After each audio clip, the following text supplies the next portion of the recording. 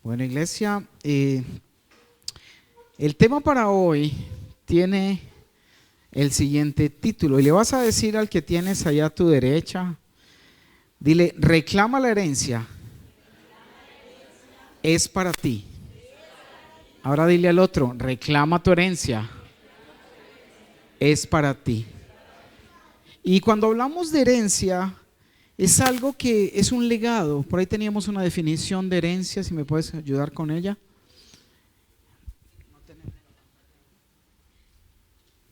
Y quiero que miremos esta definición que dice lo siguiente, dice herencia, ¿nombre qué?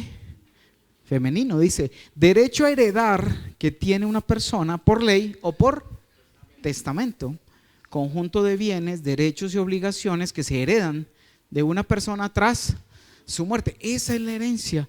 Esa es la herencia que en la tierra muchas familias se destruyen, casi que se matan por 4 paredes o por 1 metro de tierra. Se han dado cuenta, ¿no? Familias hermosas, familias grandes, de esas que se reunían cada fecha especial, el día de la madre, el día del padre, faltaron y casi que se matan todos por un ladrillo. Y la familia tan linda que era, se acabó. Pasa muchas veces, en muchas ocasiones. Y quiero contarte una historia de un rey que quería dejar su herencia y tenía trillizos. ¿Tenía cuántos? O sea, que ¿cuántos eran? Ay, qué bien, matemática pura aquí. Eran 3. Y él no sabía, porque cuando nacieron, pues algunos sí les ponían, ay, que este salió primero, entonces pongámosle la cintica. Y ese día a él no le pusieron nada, a estos hijos. Y él no sabía y quería entregar su herencia a los hijos, pero no sabía cómo hacerlo. Entonces fue y consultó a alguien que tenía sabiduría y le dijo, mira, ayúdame, ¿cómo hago yo? Todos mis hijos son valientes, son ya adultos, son juiciosos, son fuertes, y son inteligentes, pero necesito definir a cuál de ellos le dejo la herencia. Y le dijo el sabio, mira, muy sencillo, aquí hay 3 sacos de semillas. Le vas a entregar a cada uno este saco, póngale 1 kilo de semillas y les vas a decir que vas a encargarles esas semillas y vas a volver dentro de un tiempo. Entonces él se fue donde sus hijos, les dijo, hijos, no les dijo de la herencia, sino que simplemente dijo, yo voy a ir lejos, voy a estar 3 años por fuera del palacio y quiero encargarles algo muy especial. Digo, necesito que cuando yo regrese, estas semillas que les estoy entregando hoy, me las vuelvan a regresar. ¿Estamos de acuerdo? Le decía yo, sí, claro. Le entregó al primero, al segundo, al tercero las mismas semillas. El primero de los hijos dijo, ¿yo qué voy a hacer con estas semillas? Para que no se me pierdan, las voy a guardar. Y cogió una caja fuerte y guardó las semillas. El segundo dijo, no, pues que si yo guardo estas semillas, posiblemente en el tiempo que él regrese se dañaron. Entonces más bien las voy a vender y cuando él vaya a regresar, vuelvo y las compro. Y el último dijo, no, pues yo estas semillas las voy a ir a sembrar en el jardín. Y fue y sembró todas esas semillas. A los 3 años regresó el padre, el rey, y llamó al primero, bueno, ¿qué hiciste? ¿Dónde están tus semillas? Y fue y llevó la caja fuerte, aquí las tengo, papá, y abrió y salió un olor. Se pudrieron las semillas, se dañaron. Le dijo, no cuidaste las semillas. Entonces ese primero, descartado. El segundo fue y claro, compró otra vez semillas y cuando las trajo el padre las vio y dijo, estas no son las semillas que yo te di. ¿Qué hiciste las semillas? Ah, es que las vendí porque tuve miedo que se dañen. ¿Otro qué? Y el otro le dijo, ¿y tus semillas? Y llegó y se lo llevó, pa, ven, yo te muestro. Y lo llevó al jardín y habían miles, millones de flores hermosas de todos los colores. Le dijo, papá, mira, aquí están tus semillas, dame un pequeño tiempo que cuando ellas broten sus semillas, yo te devolveré tus semillas. ¿Quién creen que se quedó con la herencia? Ese hijo que cuidó la semilla, que la sembró. ¿Dónde? Y hablando de la palabra, es cuando nosotros tomamos la semilla del Señor y la sembramos. ¿Dónde? En nuestro corazón. Una semilla que fructifique, que crezca y encima que dé fruto y reparta más semillas a otros. Entonces esa era la introducción de algo, y es que usted se ha dado cuenta que cuando alguien muere y deja una herencia y se la deja al hijo, si el hijo es menor de edad, ¿qué pasa? ¿La puede recibir? No, tiene que tener un tutor que la cuide o esperar a que tenga 18 años, sea mayor de edad para poderla reclamar, para poderla tener. Si la persona no es madura y puede que ya tenga la edad, pero es una persona que no está capacitada como este hombre que tomó, invirtió, guardó la semilla, esa herencia se echa a perder. Y creo que hemos conocido casos de gente que ha recibido herencias grandes y en 2-3 meses quedó sin nada. ¿Por qué? Porque no cuidaron esa semilla, no cuidaron esa herencia. Y mira, hay una cosa, iglesia. Dios opera de cierta manera igual a esto en la parte espiritual.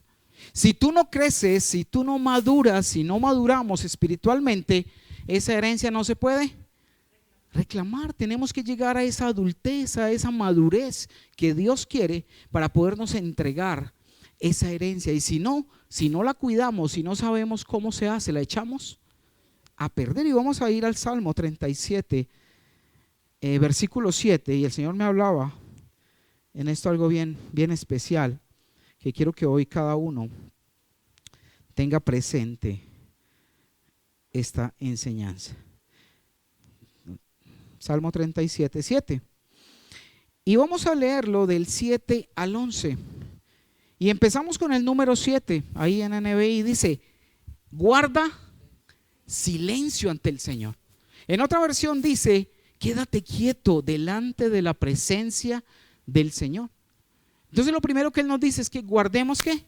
Silencio ante el Señor y espera en Él ¿con qué? ¿Con qué? Paciencia. Esperemos en Él con paciencia. Dice, no te irrites ante el éxito de otros. Y yo creo que muchos cristianos en muchas ocasiones nos hemos preguntado, pero ¿por qué este que es malo, que hace lo malo, que vive en el pecado, le va tan bien? ¿Alguien se ha preguntado eso? ¿Cierto? Pero vea, yo soy juicioso, hago la academia, voy a la iglesia, oro, y no pasa nada. Y sabes una cosa, el que tiene éxito en este mundo lo tiene de una manera temporal. Y dice, no te irrites ante el éxito de otros, de los que maquinan planes malvados. No te irrites, no te preocupes por eso. Dice entonces ahí que guarde silencio ante el Señor y espera en Él con paciencia. ¿Y qué sería tener paciencia? Es eso, no irritarse. Dice, no te irrites ante el éxito de otros, de los que maquinan planes malvados. 8. Refrena tu enojo. Abandona la ira. No te irrites, pues esto conduce al mal. Déjalo ahí un momento. Y es que nosotros debemos, si es una labor nuestra, es que no me aguanté la ira, no me aguanté la rabia. No, dice que tenemos que esperar con paciencia y no irritarnos, no desesperarnos porque vemos que otros humanamente o mundanamente progresan o tienen éxito. Que refrenemos el enojo, que abandonemos la ira, porque si no vamos a terminar haciendo lo bueno o lo malo. Lo malo, porque nuestro corazón se va a cargar, nuestro corazón se va a poner a pensar y a desesperarse por cosas temporales. ¿Y serán esas las que tenemos que preocuparnos?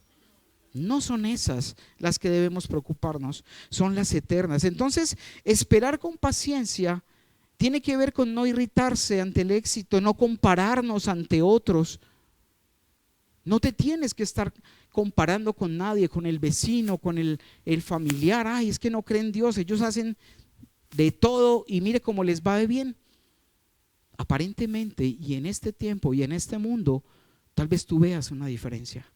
Pero realmente la recompensa, ¿dónde va a estar? Cuando estemos en esa nueva tierra, nuevo cielo. Y la herencia que Dios nos dio, ¿cuál es? Que heredaremos ¿qué?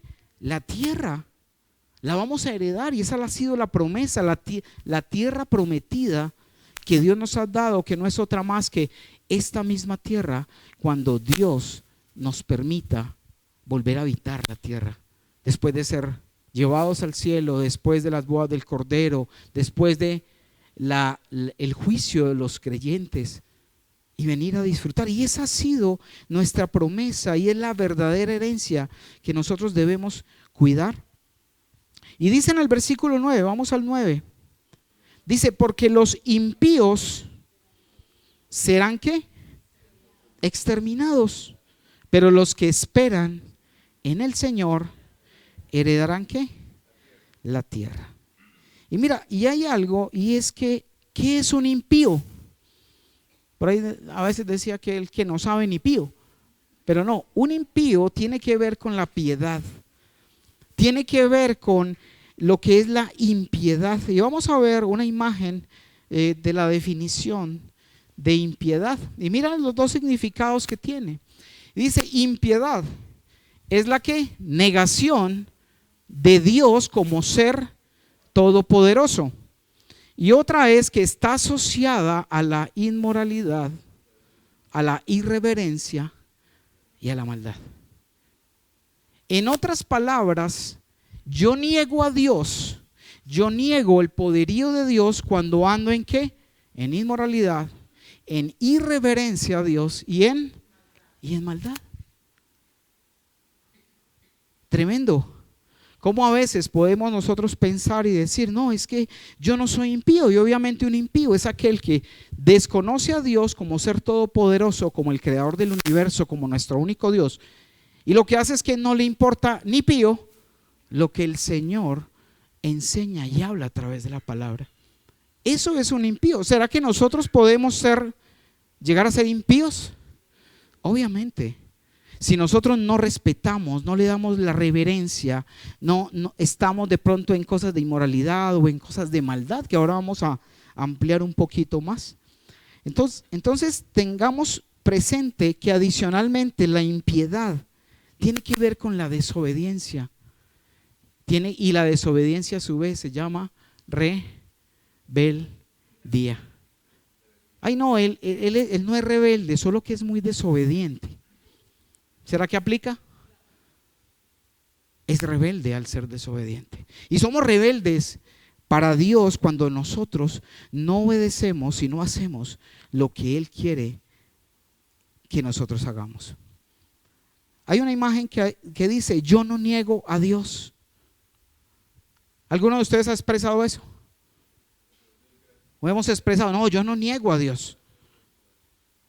¿Cierto?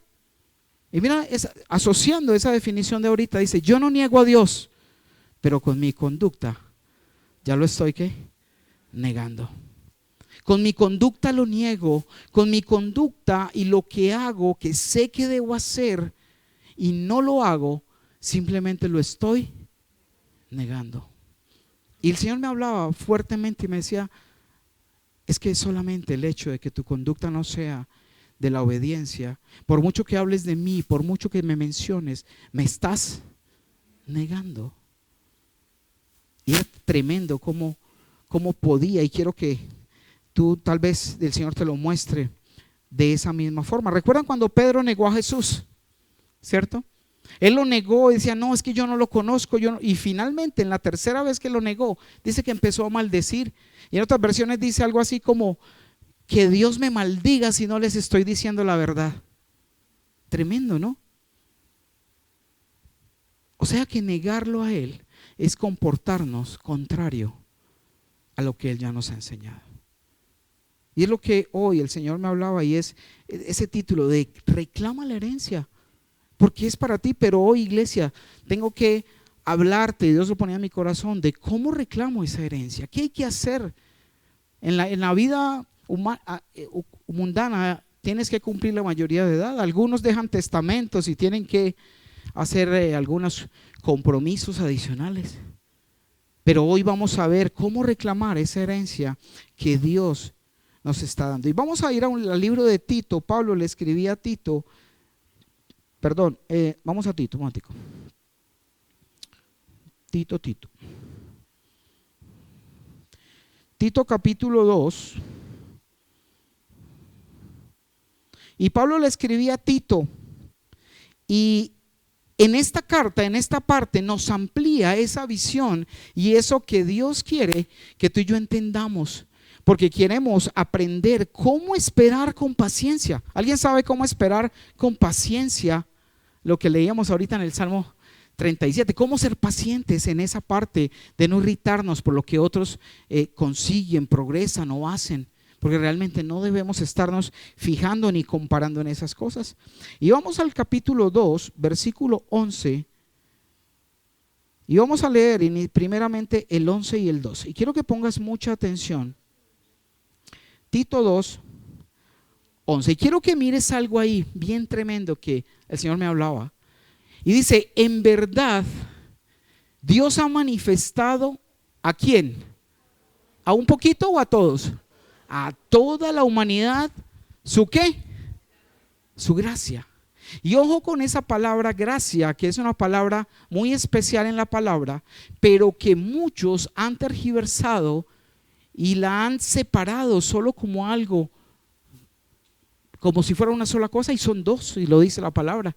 Dice, en verdad Dios ha manifestado a toda la humanidad su gracia, la cual trae, número uno, ¿qué trae?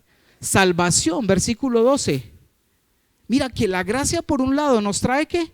Salvación. Y muchos hemos decidido, claro, somos salvos por gracia. ¿Usted por qué se fue salvo? ¿Porque era muy bueno? No, es por su gracia. Pero entonces, número uno, somos salvos por la gracia que nos ¿qué? Da la salvación. Y, o sea, segundo punto, y quiere decir que hay otra cosa, otra condición. Dice, y nos enseña a rechazar la ¿qué? La impiedad y las pasiones. Las pasiones, ¿qué? Las pasiones mundanas. Así, o sea, que consecuencia de esa gracia que nos da la salvación, pero que también nos enseña a rechazar ¿qué? La impiedad y a rechazar las pasiones mundanas, así podremos vivir en este mundo con justicia, piedad y ¿qué más? Y dominio propio. No demonio propio, como muchos piensan o actúan. ¿Estamos? Entonces quiero que en esta parte, volvamos otra vez al versículo 11, tengamos claro esa parte de cómo esperar con paciencia. Y es volver a decir y volver a leer en el 11, en verdad, de nuevo el 11. Tengamos presente ese versículo. Regrésate al 11.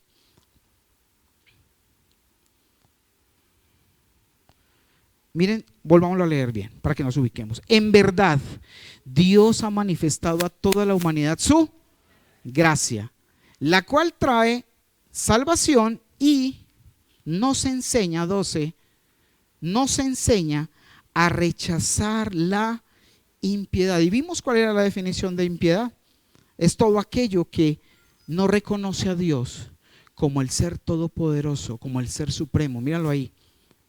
Entonces, ¿qué es lo que tenemos que rechazar en nuestra vida? Aunque hayamos sido salvos por gracia, ¿sí? Y nos hayan dado ese regalo de salvación, también nos enseña a que debemos apartarnos y rechazar ¿qué? La impiedad y los deseos mundanos. Entonces son esas dos cosas. ¿Por qué? Y decía en el versículo 12, volvamos al 12 ahí otra vez, y dice, y nos enseña a rechazar la impiedad y las pasiones mundanas, así podremos vivir en este mundo con justicia, piedad y dominio propio. ¿Qué es la justicia? Es hacer las obras ¿qué? Justas que Dios nos ha enseñado. ¿Qué es la piedad? Es lo contrario a la impiedad. Dios quiere que vivamos piadosamente, de una manera fiel a Él. Y dice y menciona el dominio propio. ¿Quién sabe qué es el dominio propio? ¿Alguien tiene idea, una definición de qué es dominio propio? ¿Qué será dominio propio?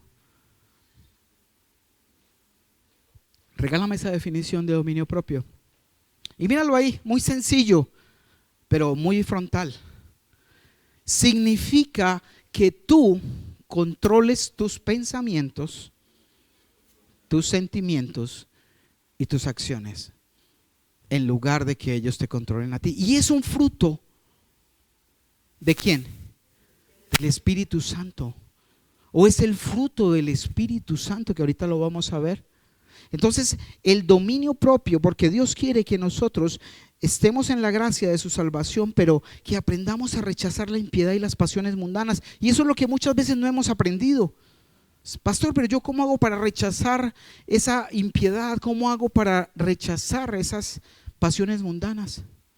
Yo estoy yendo a la iglesia, yo leo la Biblia, pero no está pasando mayor cosa en mi vida. Y es que tú, a través del Espíritu Santo, porque no es en tus fuerzas, Dios te permita tener esa conciencia de poder controlar tus pensamientos, tus sentimientos y tus acciones. Eso quiere decir intelecto, emociones y voluntad, mejor dicho, tu alma. Y que no te dejes controlar por esos pensamientos que llegan, por esos sentimientos que produce tu corazón, esos pensamientos, y por las acciones que haces. Y dice el versículo 13, vamos ahí otra vez al 13. Entonces esa gracia hermosa que Dios nos ha dado de salvación y de rechazo de la impiedad, de los deseos de la carne, debemos rechazarla.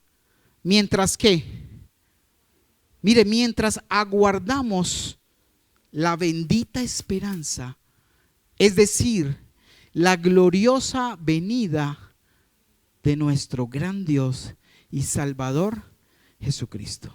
La espera es en acción. Yo tengo que, no, ¿usted qué está haciendo? No, aquí esperando que venga el Señor. Mira, tienes que estar madurando. Tienes que estar, iglesia, creciendo en ese hombre interior, en santidad, en justicia, para que cuando Él venga puedas reclamar la herencia. No te puedes quedar pequeñito, no nos podemos quedar pequeñitos para poder madurar y poder crecer, rechazando esa impiedad, rechazando los deseos de la carne, mientras aguardamos la bendita esperanza, es decir, la gloriosa venida de nuestro gran Dios y Salvador, Jesucristo. Vamos al 14, y dice el 14, Él, ¿quién? Él se entregó por nosotros, ¿para qué? Para rescatarnos de toda maldad. Rescatarnos de toda maldad. Si quieres, sigue la pantalla para que no te confundas. Él se entregó por nosotros para rescatarnos de toda maldad. Mire que ahí también hay dos cosas, para que lo veas ahí en la palabra.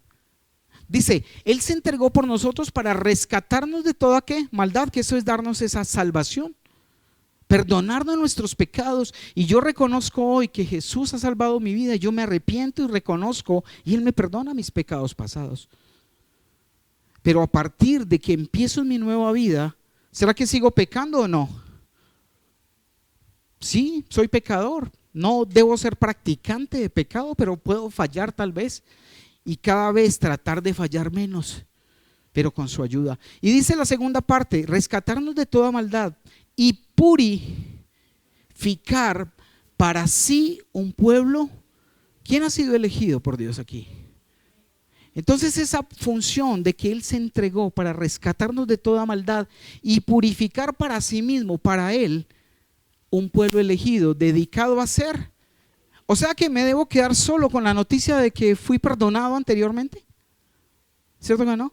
Sino que debo seguir caminando dedicado a ser el bien, a caminar en justicia, a caminar en las buenas obras de Dios. A eso soy llamado. A eso es que el Señor me ha llamado, para poder rechazar la impiedad. Entonces, rechazando la impiedad, yo puedo vivir una vida de justicia, de piedad y de dominio propio. Eso es lo que Dios busca en cada uno de nosotros. Que nosotros busquemos esa vida del Espíritu y no la de la carne. Porque en muchas ocasiones y mucho evangelio, pues si se puede decir evangelio, se han centrado en la idea de que la gracia es simplemente Dios nos hizo salvos, comamos y bebamos que mañana mañana moriremos. Ahora parece que estaban despiertos. Comamos y bebamos que mañana moriremos y ya, estamos tranquilos, el cupo en el cielo está listo, no hay que hacer nada. cuando Dios nos habla de que tenemos que rechazar la impiedad, rechazar los deseos del mundo y debemos dedicarnos a hacer el bien, porque es la forma en que Dios purifica nuestras vidas cada día. ¿Estamos? Entonces, si nosotros necesitamos madurar y crecer, debemos vivir por el Espíritu y abandonar las obras de la carne. ¿Saben qué es la carne? La que venden en la carnicería, ¿ok? La carne es nuestra propia humanidad que viene viciada con todas nuestras costumbres, con todos nuestros vicios, con toda nuestra manera de ser. Es que yo soy así, a mí nadie me cambia. No, esa fue la forma en la que nos criaron, esa fue la forma en la que tal vez tú y yo nos educamos o nos maleducaron y copiamos la conducta de nuestros padres. Esa herencia de conducta mal aprendida y la mayoría de los casos sin ni siquiera una dirección de parte de Dios. Y es lo que tenemos, esa es nuestra carne, esa carne viciada. ¿Usted cuántos años tiene? A ver, ¿cuántos tiene aquí? 30, 17, 20. Ese es el tiempo que tu carne ha estado viciada en el mundo, contaminándose. Entonces viene arrastrando una conducta no agradable o no agradable a Dios. No agradable a Dios. Ahí están tantas cosas que vamos a ver enseguida para que miremos cuáles son esas obras de la carne y cuáles son ese fruto del Espíritu. Entonces, tengamos presente esa impiedad, porque yo puedo, siendo cristiano, estar actuando impíamente. ¿El impío qué hace? Iniquidad. El impío hace iniquidad. ¿El pecador qué hace? Hace pecado, pero obviamente no practica el pecado. Y ahorita lo vamos a ampliar un poco más. Vamos a ir a Gálatas, capítulo 5. Y espero que estés ubicado ahí en el contexto de lo que estamos hablando. Y dice el 19, Gálatas 5, y vamos a ver esta es la radiografía para que usted y yo nos demos cuenta qué está dominando o qué ha habido en nuestra vida. No es para juzgar, es simplemente para que usted diga, bingo, aquí todos van a cantar bingo, llené la tabla. Y es porque son las obras de nuestra carne. Son esas obras que esta carne viciada ha estado acostumbrado a hacer y que el mundo nos ha dicho que eso está bien. Porque el mundo, ¿quién lo domina? Satanás, el enemigo. Entonces, como él lo domina, él quiere que nosotros seamos sus seguidores. Y prácticamente, como lo decía Juan 8:44, vuestro padre es el diablo, porque los deseos de él son los que ustedes quieren obedecer y hacer. Y vamos a ver ahí, entonces empezamos a leerlo. Iglesia, ahí sigue en la pantalla para que lo entiendas y vamos al mismo ritmo. Dice, las obras de la ¿qué? Naturaleza pecaminosa se conocen bien. Son fáciles, es fácil identificarlas. Primero, inmoralidad sexual, impureza y libertinaje. Trabajemos esas 4 junticas un poquito. Eso tiene que ver con, impureza, libertinaje, sí, 3, inmoralidad sexual, impureza, libertinaje. Cuando hablamos de eso es lo que el mundo ofrece, a lo que estuvimos acostumbrados en cuanto a sensualidad, pornografía, chistes de doble sentido. Si usted todavía ahora que está conociendo de Dios, yo recuerdo que yo era feliz en esas, con los amigos, y con chistes vulgares, con chistes de doble sentido, casi a todo le veía, él le sacaba el lado morboso. Y solo Dios, cuando empezó a actuar en mí y a tomar esa decisión, Señor, ayúdame, fue que pude empezar a que el Espíritu Santo tomara ese control en mi vida. La fornicación, el adulterio encaja ahí en la inmoralidad sexual. Y creo que saben muy bien todos qué es fornicación, relaciones sexuales sin casarse. adulterio estando casado. Y aún dentro del matrimonio hay ciertas conductas dentro del matrimonio que dice la Biblia que tu cama o tu lecho sea sin mancilla. Y hay cosas dentro de la sexualidad de la pareja que deben estar acordes dentro de el matrimonio. Para más especificación, las parejas pueden consultar más adelante. No entraremos en detalle. Usted se casó, ya es casado, le cuento. Por el momento creo que no lo necesita. O de pronto lo necesita para que no se hagan muchas ilusiones de cosas que realmente tenemos que sacar de nuestro corazón y nuestra mente porque no son agradables a Dios. Entonces no sé si usted se ha dado cuenta, y en eso anduvimos mucho tiempo, ¿no? Moralidad sexual, en impureza, en libertinaje. Versículo 20, y vamos haciendo esa radiografía, ese espejo. Idolatría y... Oh, pastor, yo no tengo ninguna idolatría, yo menos brujería, hechicería. ¿Cierto? Alguien que aquí practique hechicería, brujería, lea cartas, tabaco, vaya que se lo hagan. No, entonces aquí no aplica eso, ¿no? Ni idolatría ni hechicería o brujería. Tengamos en cuenta ese Gálatas 5:20 y quiero llevarte a una historia para que nos ubiquemos en esta parte, porque muchos de nosotros decimos, no, ni riesgos, Dios me libre de la hechicería, de la brujería. Vamos un momentico, sin perder ese Gálatas 20 para que regresemos ahorita, a Primera de Samuel, capítulo 15. Primera de Samuel, capítulo 15, desde el versículo 10. Y quiero contarte esta historia del primer rey de Israel. ¿Cómo se llamaba? Saúl. Ese fue el primer rey de Israel. Y resulta que Dios le encomendó una misión y le dijo, mira, vas a conquistar esta ciudad, pero vas a destruir a todos, mujeres, hombres, niños, animales, todo, porque esa ciudad es mía. Todo lo vas a destruir.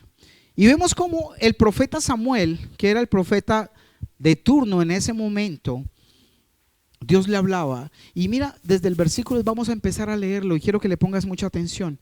Y dice, la palabra del Señor vino a Samuel. 11. Me arrepiento. ¿La palabra de quién? Del Señor. ¿Le habló a quién? Al profeta Samuel y dijo, me arrepiento de haber hecho rey a Saúl. Hay algo y de pronto la gente se confunde, no, pero es que Dios no se arrepiente. Claro, Él no se arrepiente es porque Él no tiene pecado para arrepentirse. Él no es hombre para mentir, ni hijo de hombre para arrepentirse, porque Él no peca, Él es santo, puro. Por eso lo dice. Pero si usted se da cuenta, el caso de que iba a destruir a los israelitas y Moisés le dijo, Señor, pero ¿cómo lo vas a destruir? ¿Qué va a hacer de tu nombre? Cuando digan, el Dios los sacó de Israel, los sacó de Egipto y los mató en el desierto. Señor, no puedes hacer eso por ti mismo, por amor a ti mismo. Y el Señor le dijo a Moisés, sí, tienes razón. Y cambió de parecer. Pero eso ahí no se llama el arrepentimiento porque Dios es perfecto. ¿Estamos claros en eso? Él puede cambiar, pero normalmente lo cambia por amor a Él mismo. Y por amor, si hay algo en lo que tú has clamado y bueno, Dios es infinito en misericordia y amor. Y puede suceder. Entonces dice, me arrepiento de haber hecho rey a quién. Pues se ha apartado de mí y no ha llevado a cabo mis instrucciones. Tanto se alteró Samuel. Samuel se preocupó, dijo, uy no, Señor, ¿cómo así que Saúl? Tanto se alteró Samuel que pasó la noche clamando al Señor. 12. Por la mañana, muy temprano, se levantó y fue a encontrarse con Saúl. Pero le dijeron, Saúl se fue a Carmel y allí se erigió un monumento. ¿Quién dio la gloria en la guerra y en la batalla? Dios. Pero él fue y madrugó y se fue y se hizo su propio monumento en honor a sí mismo. Y dices, allí se erigió un monumento, luego dio una vuelta y continuó hacia Gilgal. 13. Cuando Samuel llegó, Saúl le dijo: que el Señor te bendiga, profeta, que el Señor te bendiga, he cumplido las instrucciones del Señor. Pero Dios ya le había hablado a Samuel de que Saúl había hecho lo malo. 14. Y entonces, cuando Samuel llegó, Saúl le dijo: que el Señor te bendiga, he cumplido las instrucciones del Señor. Y le dijo, entonces, ¿qué significan esos balidos de oveja? El sonido de la oveja se llama balido. Entonces, ¿qué significan esos balidos de oveja que me parece oír? Le reclamó Samuel. ¿Están conectados en la historia? ¿Y cómo es que oigo mugidos de vaca? Si aquí no habían vacas. Son las que nuestras tropas trajeron del país de Amalec, respondió Saúl. Dejaron con vida las mejores ovejas y vacas para ofrecerlas al Señor tu Dios. Ni siquiera dijo al Señor mi Dios, sino al Señor tu Dios. Es que lo hicimos por tu Dios. Lo hicimos por tu Dios. Pero todo lo demás lo destruimos. Basta, lo interrumpió Samuel. Voy a comunicarte lo que el Señor me dijo anoche. Te escucho, respondió Saúl. Entonces Samuel le dijo: ¿no es cierto que aunque te creías poca cosa, has llegado a ser jefe de las tribus de Israel? ¿No fue el Señor quien te ungió como rey de Israel? Y te envió a cumplir una misión. Él te dijo, mira lo que te dijo Saúl: ve y destruye a esos pecadores, los amalecitas, atácalos hasta acabar con ellos.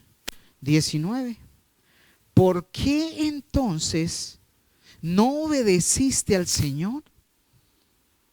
¿Por qué echaste mano del botín e hiciste lo que ofende al Señor? El botín era ir, coger una ciudad, destruirla y traerse las pertenencias, traerse los tesoros, traerse los animales. Eso era tomar el botín. Entonces dijo, estamos en cuál, 19. ¿Por qué entonces no obedeciste al Señor? ¿Por qué echaste mano del botín e hiciste lo que ofende al Señor? 20. Yo sí he obedecido al Señor, insistió Saúl. ¿Ustedes qué ven ahí? ¿Lo obedeció o no lo obedeció? He cumplido la misión que Él me encomendó. Traje prisionero a Agag, rey de Amalec, pero destruí a los amalecitas. Y del botín los soldados tomaron ovejas y vacas con el propósito de ofrecerlas en Gilgal al Señor tu Dios. O sea que hasta el momento Dios le da una instrucción, acaba con todo, pero él en la guerra, los soldados le dijeron: ven, no, dejemos las vaquitas vivas, las ovejas, y vamos y le hacemos un sacrificio al Señor y nos llevamos prisionero al rey. Eso no fue lo que el Señor le dijo que hiciera. Eso no fue la instrucción que Dios le dio. Y le dice en el 22, Samuel respondió: ¿qué le agrada más al Señor? ¿Que se le ofrezcan holocaustos y sacrificios o que se obedezca lo que Él dice? El obedecer vale más que el sacrificio y el prestar atención más que la grasa de los carneros. La rebeldía es tan grave, 23. Mira lo que dice Samuel: la rebeldía es tan grave como la adivinación y la arrogancia como el pecado de la idolatría. Y como tú has rechazado la palabra del Señor, Él te ha rechazado como rey. Y ese fue el fin en la parte del reinado. Él siguió reinando un tiempo hasta que luego entró David. Pero qué triste cuando pasó esto, no creo que estar en la vida de Saúl haya sido algo tremendo, qué tristeza. Y luego Samuel, ahí luego leen la historia cuando el mismo Samuel descuartizó al rey de Amalek, cumpliendo la voluntad del Señor de verdad. Iglesia, volvemos otra vez a Gálatas 5:20. Y ahí cuando nosotros hablábamos de idolatría y brujería, muchos decimos, yo no hago eso. Y estamos claros en lo que es similar. Cuando no obedecemos y al no obedecer entramos en rebeldía, o cuando la arrogancia en nuestra vida es tan delicada delante del Señor, porque Él mismo se dio gloria, se construyó su monumento, y eso es lo que Dios no quiere en nuestra vida. Sigamos ahí en el 20 de Gálatas 5. Después de idolatría y brujería, odio. Eso es lo que hay en nuestros corazones cuando nos dejamos dominar ¿por quién? Nuestra carne, nuestra naturaleza pecaminosa. Odio, hay odio en nuestro corazón, hay discordia, hay celos, arrebatos de ira. Ay, no, es que esto es una ira santa. Acaba con la casa y arrebatos de ira, rivalidades, disensiones o peleas, sectarismos. ¿Está dando chulito ahí? 21. Y envidia, borracheras. ¿Qué más? Orgías, todos contra todos. Y otras cosas parecidas, que tal vez usted sepa más que yo, esté más informado de pronto. Dice, les advierto ahora. Miren la advertencia que hace Pablo a los Gálatas, que los que practican, ¿los que qué? Tales cosas, ¿cuáles? Ay, no, es que yo no fornico, yo no adultero, yo no estoy en orgías, pero ¿será que hay celos? Hay contiendas, hay peleas, hay chismes, murmuración que lleva a esas contiendas. Dice que los que practican, que constantemente estamos haciendo esas cosas, no heredarán el reino de los cielos, el reino de Dios. Esa herencia que Dios tiene para nosotros, debemos reclamarla rechazando la impiedad y los deseos de la carne. Vamos al 22. Y dice, en cambio el fruto, no dice los frutos, dice el fruto del Espíritu es ¿qué? Amor, alegría o gozo, que realmente la alegría, nosotros llamamos alegría, ay, estoy muy alegre, esto sí es vida. Esta no es alegría, pero Dios lo llama como gozo, que a pesar de las circunstancias, a pesar de las situaciones, tengamos que gozo. El fruto, el espíritu, el cambio del fruto del Espíritu es amor, alegría, paz, paciencia, amabilidad, bondad, fidelidad. Y quiero decirte algo, y es que el fruto del Espíritu realmente es uno solo. ¿Cómo así que uno si son 9? Descríbeme el mango, el fruto del mango. Es amarillo, es jugoso, es carnoso, dulce, ¿sí? Esas son las características de ese fruto. ¿Cuáles son las características del fruto del Espíritu? Cuando yo me he arrepentido de mis pecados, le he dicho, Señor, ven a mi vida, quiero que transformes mi corazón y quiero hacer tu voluntad, Señor. Ayúdame, y lo busco, medito en su palabra, oro, leo, memorizo. ¿Sí? ¿Sí? Es eso lo que yo tengo que estar siempre buscando para que en mí abunde mi carne o abunde el Espíritu. Eso es lo que tengo que pretender, de que no sea mi carne la que gobierne mi vida. Por eso en otras prédicas anteriores les decía, mire, cuando ustedes les digan algo, y más si es algo molesto, no responda inmediatamente. Ore ahí un momentico, Señor, muéstrame qué debo decir, analice, recuerde la palabra y luego dé una sabia respuesta dirigida por Él. Porque cuando nos aceleramos, la carne y yo, se levanta y la dejamos levantar.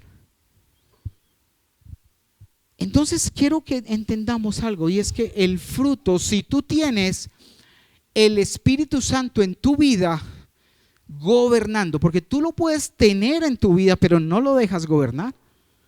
¿Gobiernas quién? Mi carne, mi costumbre. Es que yo siempre fui así, no, es que yo soy mal geniada, es que el que me aguanta así. No, esa es nuestra naturaleza pecaminosa. Y eso lo pensábamos antes. El que me quiera así. ¿Cierto? Decíamos eso. Y no nos quería nadie. Si le gusta bien y si no también. El dicho popular de la gente. Pero Dios nos lleva a una dimensión nueva, a una dimensión de una vida espiritual, de amor, de paz, de alegría, de paciencia, amabilidad, de bondad, fe o fidelidad. 23.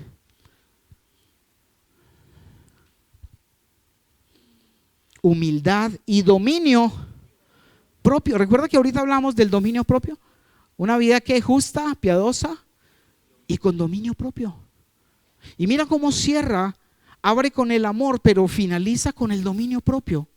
Como esas características del fruto del Espíritu Santo. Esas son las características. Y quiero mostrarte una imagen para que lo tengas un poco más. Si quieres ahora se las puedo compartir ahí aunque yo sé que a usted le gusta tomarles foto. Acerca de las características o lo que hace el Espíritu Santo traducido de esos dones. Y mira lo que resumimos ahí, lo vamos a ir leyendo. Si el Espíritu de Dios obra a través de mi vida y está en control de mi vida, ojo, en control. Porque tú puedes haber recibido a Jesús, invitado a Jesús y hacer la oración, Señor, cámbiame, me arrepiento, pero tú no ejercitas el andar en Él, no va a pasar esto. Pero si tú te preocupas porque el Espíritu de Dios esté firme, vivo en ti, esto es lo que va a suceder. Número 1, aunque no están numeradas, pero vamos al primer puntico. Nos hace ¿qué? Amar a los demás. Es una característica. Si Dios está en ti, iglesia, y si no lo experimentas en este momento, no te sientas mal, porque Dios te está llamando a ser una nueva criatura. No es solo venir a la iglesia, no es solo sentarte a calentar la silla, a tomar tinto, a saludar al hermanito. No, es que tú tengas una vida con Dios, con el Espíritu Santo. Primero, entonces, ¿qué hace el fruto del Espíritu en nosotros? Número 1, nos hace amar a los demás. Número 2, nos hace estar siempre gozosos. No importa que no tengamos lo que queremos, no importa que la situación esté adversa, mi gozo está ¿en quién? En mi Señor. Nos hace ser pacientes y amables, no impacientes y groseros. Si esas características del Espíritu Santo están en tu vida, es porque realmente el Espíritu Santo está tomando gobierno y dominio en tu vida. Nos hace tratar bien ¿a quién? A los demás.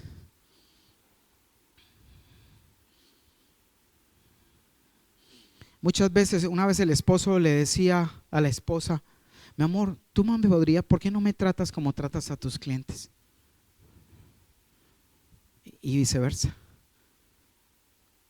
Y a veces a los que más amamos, los que más cerca decimos amar y estamos, son los que más maltratamos. Y con los de afuera, ay no, es que eso es un terroncito de azúcar. Sí, pero no lo conocen en la casa. Nos hace tener confianza en Dios, nos hace controlar nuestros malos deseos. O sea que el dominio propio es esa fuerza de parte del Espíritu que te ayuda a dominar y a controlar ¿qué? Tus pensamientos, tus sentimientos y tus acciones por su fuerza. Pero es algo que nos corresponde ejercitar El dominio propio.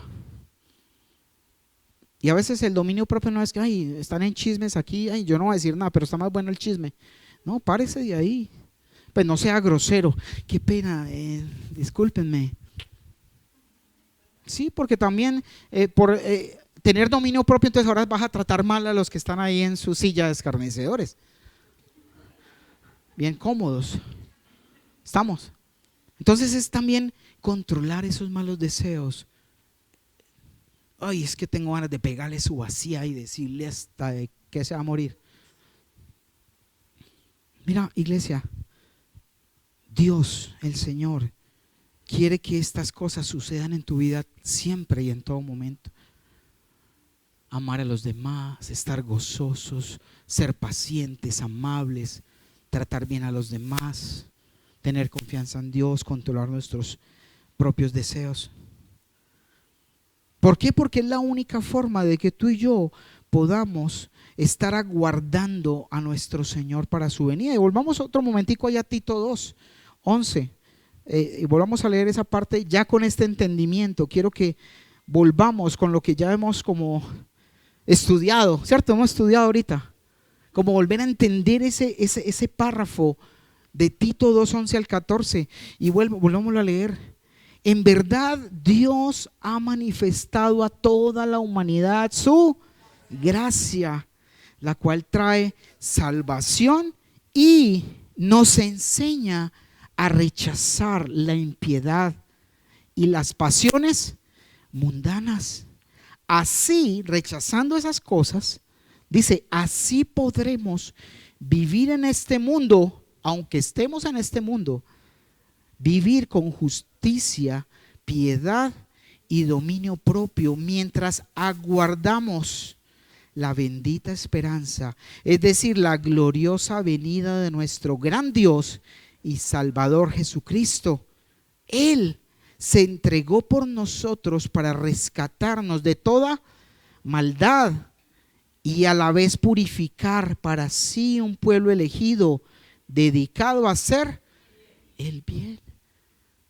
Toda persona que reciba la salvación de parte de Dios y el mensaje de salvación tiene que dedicarse a hacer el bien. Y hacer el bien es hacer lo correcto delante de nuestro Señor. Y vamos a ver la conclusión. Gálatas 6, del 7 al 10. La conclusión de este mensaje se acabó. 6, del 7 al 10, y dice así. Y quiero que lo tengas muy presente desde el versículo 7 y léelo, porque es palabra de Dios que está llegando a tu corazón.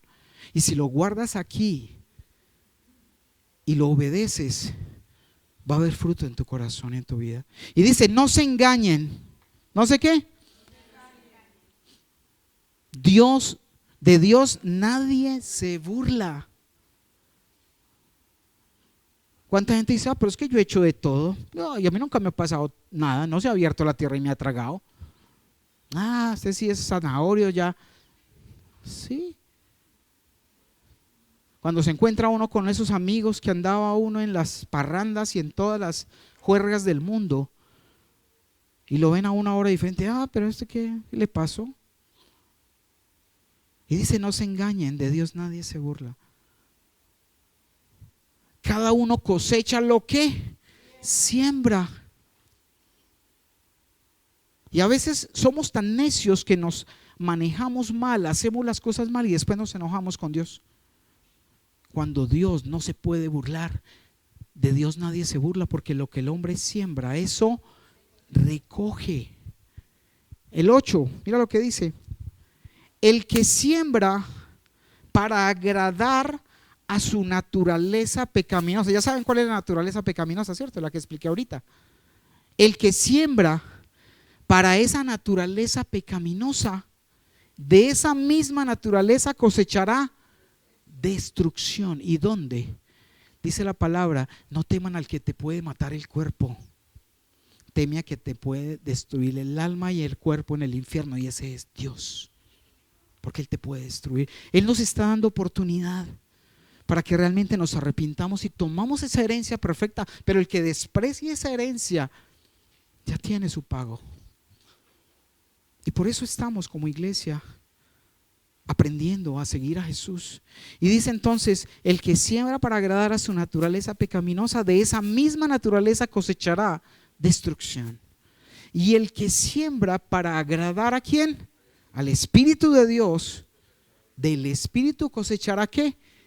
O sea que si yo sigo sembrando para mi naturaleza pecaminosa, para mis vicios, para mis malas conductas, solo obtendré destrucción y no tendré vida ¿qué? Eterna. 9. Y mira qué lindo. No nos cansemos de hacer el bien. Mira, iglesia, puede ser que veas lo que veas y que tal vez te sientas frustrado porque no ves lo que quieres. Tal vez tu familia aún no se convierte. Tal vez los seres queridos no se acercan a Dios. Tal vez te provocan en tu trabajo, en tu casa, tus amigos. Lo único que hacen es burlarse de ti, provocarte. Mira lo que dice el Señor. No nos cansemos de hacer ¿qué? El bien, porque si tú no te cansas, a su debido tiempo cosecharemos si no nos damos por vencidos. No te puedes dar por vencido. Nadie dijo que era fácil. Es sencillo entenderlo, que no sea fácil, pero si tú te metes en la presencia de Dios, le pides su fuerza y siembras más para el espíritu que para la carne, lo vas a lograr de su mano. 10. Por lo tanto, siempre que tengamos la oportunidad, hagamos bien.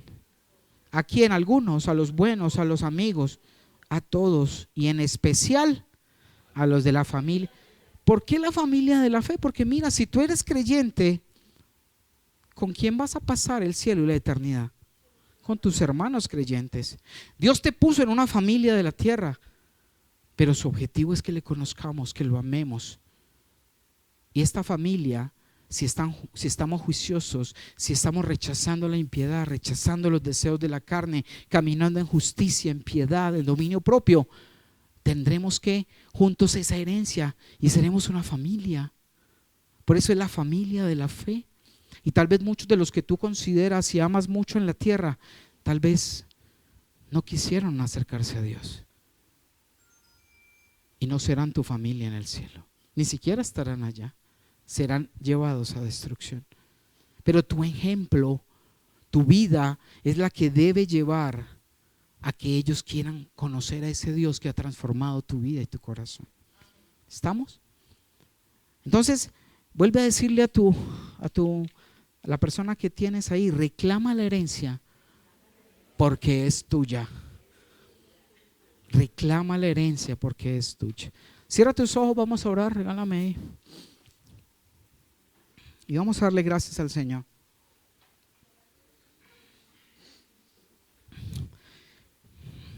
Padre Santo, oh Dios, te damos gracias, papá, por tu palabra, Señor. Dale gracias ahí al Señor. Yo sé que el Espíritu Santo ha hablado hoy a tu corazón. El Espíritu Santo ha sembrado semilla, palabra, y nos permite confrontarnos con esta vida en la cual pensamos que porque los pecados no son de ciertos niveles y cierta gravedad, estamos agradando a Dios. Pero recuerda que la desobediencia y la arrogancia es como el pecado de adivinación o brujería o hechicería. Pídele perdón al Señor ahí por tu rebeldía, por tu desobediencia. Y lo que Él te haya mostrado en este día, que del fondo de tu corazón salga arrepentimiento. Dile: Señor, hasta hoy no había entendido, si es el caso, no había entendido que me has llamado a una vida en santidad, en justicia, en dominio propio, en piedad. Y que debo tomar las cosas en serio porque mi herencia es real. Y la herencia que da el mundo se quedará en el mundo y será destruida. No quedará piedra sobre piedra, pero en el nuevo cielo, en la nueva tierra, esa nueva tierra será para ti, será para mí. Como herederos debemos seguir madurando y creciendo a la estatura digna de poder recibir esa herencia que ya está escriturada, dada para ser reclamada. Pero depende de ti y de mí, de que podamos llegar a esa madurez, rechazando la impiedad, rechazando las obras del mundo, para poder recibir la gloriosa herencia, para aguardar la venida de nuestro Señor, nuestro Dios Jesucristo, aguardando en paciencia, guardando la esperanza de una riqueza permanente en el cielo. No te preocupes por lo que tal vez en la tierra careces. Todo se va a acabar, todo se va a terminar. Ni la plata ni el oro servirán, ni las tierras, ni las propiedades, porque todo será nuevo y todo será perfecto allí en la presencia de Dios y en la eternidad que nos espera. Es tiempo, iglesia, de que rectifiques tu camino. Es tiempo de que no sigas jugando, de que te definas y decidas vivir por el Espíritu y no satisfacer los deseos de tu carne. Esos deseos del mundo temporal, esas pasiones, esos gustos momentáneos que pueden acabar en destrucción. Padre, gracias, Señor, porque tú hablas a cada corazón y has sembrado tu palabra y podas cada árbol que crece en cada corazón, y al que da fruto lo podas y lo cuidas para que dé más fruto, Señor. Gracias porque tu Espíritu Santo, ese fruto perfecto y esas características que debe haber en mi vida cada día, solo tú las puedes dar, Señor. Dile: Señor, enséñame a ejercitar ese dominio propio que tú me has dado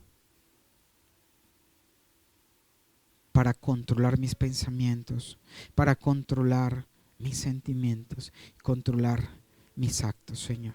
Te damos gracias, Padre, por este tiempo que nos regalaste, por la palabra que has sembrado. En el nombre poderoso de Cristo Jesús. Amén. Buena iglesia.